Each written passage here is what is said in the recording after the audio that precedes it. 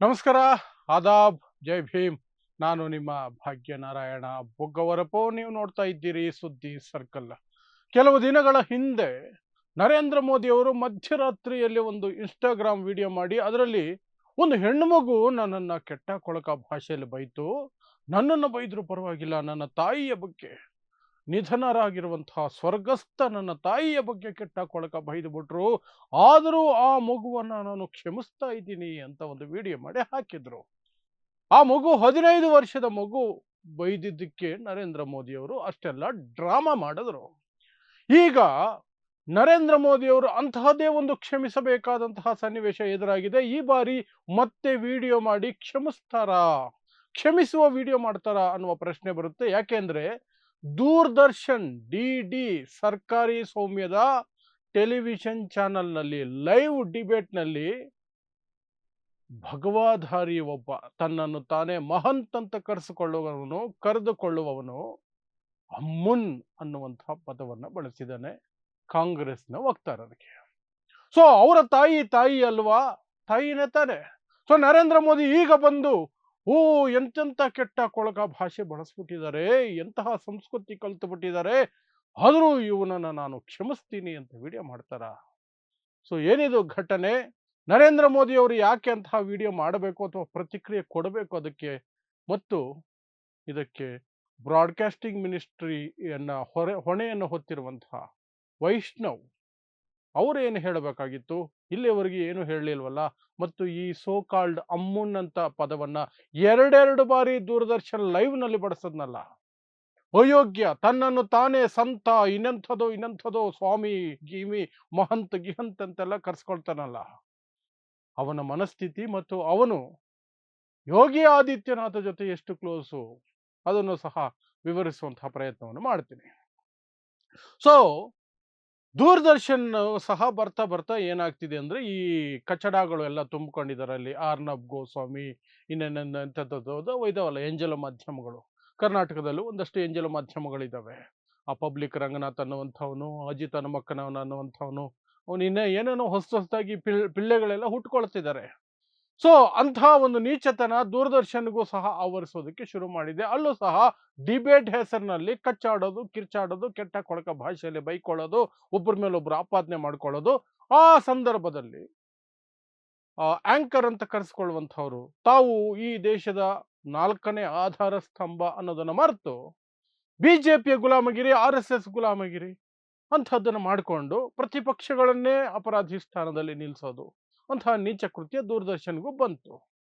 ಅದಕ್ಕೇನೆ ಅವನು ಚೌಧರಿ, ಎಂಥದ್ದು ಚೌಧರಿ, ಅವನಿಗೆ 16 ಕೋಟಿ ರೂಪಾಯಿಗಳನ್ನು ಕೊಟ್ಟು, ತಿಂಗಳಿಗೆ 16 ಕೋಟಿ ರೂಪಾಯಿ, ಸಾರಿ ವರ್ಷಕ್ಕೆ 16 ಕೋಟಿ ಸಂಬಳ ಕೊಟ್ಟು ಅವನನ್ನ ತಂದು ಕೂರಿಸ್ಕೊಂಡಿದ್ದಾರೆ ದೂರದರ್ಶನ್ನ. ಈ ರೀತಿ ಕುಳಿಗೆಡಿಸುವಂತಹ ಹಂತಕ್ಕೆ ತಗೊಂಬರೋದಕ್ಕೆ ಈಗ ಅವನು ಸಕ್ಸಸ್ ಆಗಿದ್ದಾನೆ.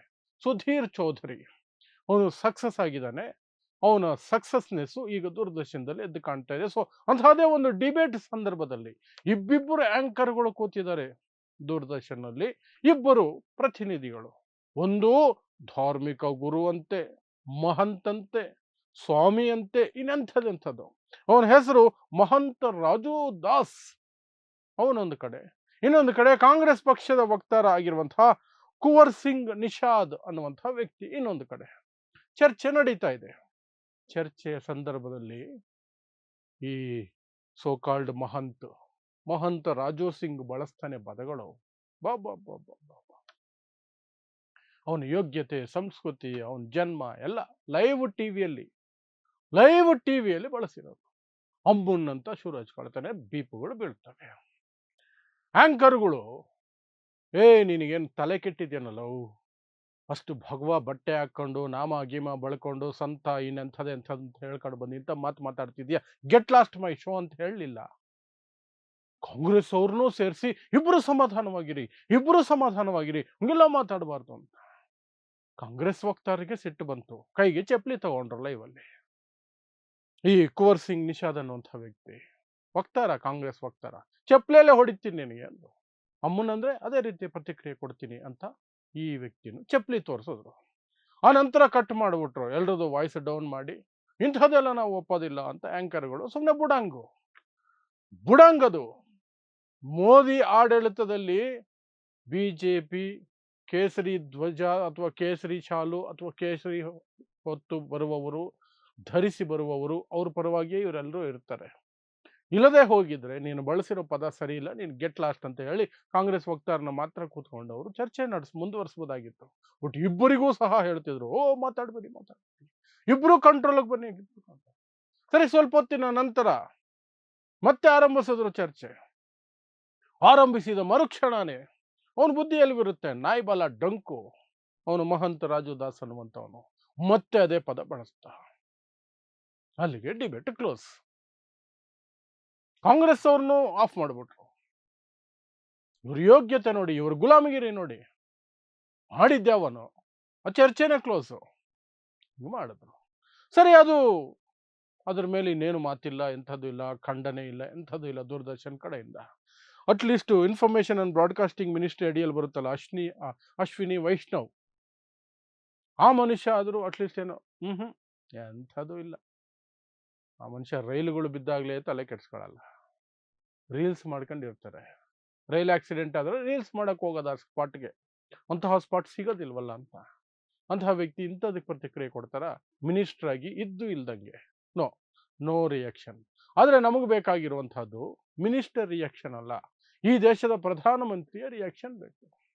ಯಾಕೆ ಅಂತಂದ್ರೆ 15 ವರ್ಷದ ಹೆಣ್ಣು ಮಗು ಒಂದು ಪೇಪರ್ ಲೀಕ್ ಆದ ಸಿಟ್ಟಿನಲ್ಲಿ, ತನ್ನ ಭವಿಷ್ಯ ಹಾಳಾಗ್ತಿದೆ ಅನ್ನುವಂತಹ ಸಿಟ್ಟಿನಲ್ಲಿ, ಈ ದೇಶದ ವಿದ್ಯಾರ್ಥಿಗಳ ಭವಿಷ್ಯ, ಜನ್ಸಿ ಭವಿಷ್ಯ ಎಲ್ಲ ಎಕ್ಕುಟ್ಟು ಹೋಗ್ತಿದೆ ಅನ್ನುವಂತಹ ಕೋಪದಲ್ಲಿ ಒಂದಷ್ಟು ಮಾತುಗಳನ್ನು ಆಡಿದ್ದನ್ನೇ ಅದನ್ನೇ ದೊಡ್ಡ ಬಂಡವಾಳ ಮಾಡಿಕೊಂಡು, ಅದನ್ನು ದೊಡ್ಡ ಅಪರಾಧ ಅನ್ನೋ ರೀತಿಯಲ್ಲಿ ಬಿಂಬಿಸ್ಕೊಂಡು, ಮಧ್ಯರಾತ್ರಿಯಲ್ಲಿ ಮುಖ ಫೋನಿಗೆ ಅಂಟಿಸಿಕೊಂಡು ಬಂದು, ಎಷ್ಟು ಕೆಟ್ಟೋಗ್ಬಿಟ್ಟಿದೆ ಸಮಾಜ, ಕೆಟ್ಟೋಗ್ಬಿಟ್ಟಿದೆ.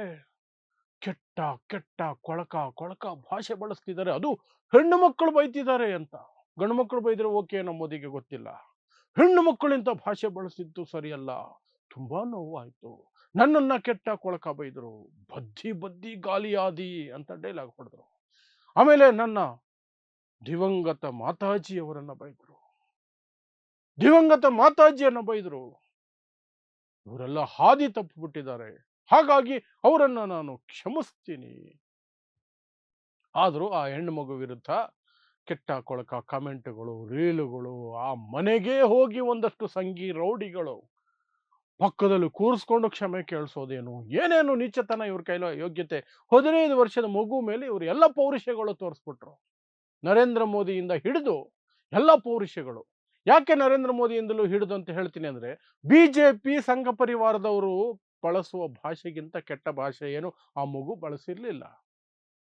ಬಿಜೆಪಿಯ ಕಾರ್ಯಕರ್ತರು, ಭಕ್ತರು, ಗುಲಾಮರು, ನರೇಂದ್ರ ಮೋದಿಯ ಭಕ್ತರು, ಗುಲಾಮರು ಬಳಸೋದಕ್ಕಿಂತ ಕೆಟ್ಟ ಭಾಷೆ ಏನು ಆ ಹೆಣ್ಣು ಮಗು ಮೋದಿಗೆ ಬಳಸಿರ್ಲಿಲ್ಲ.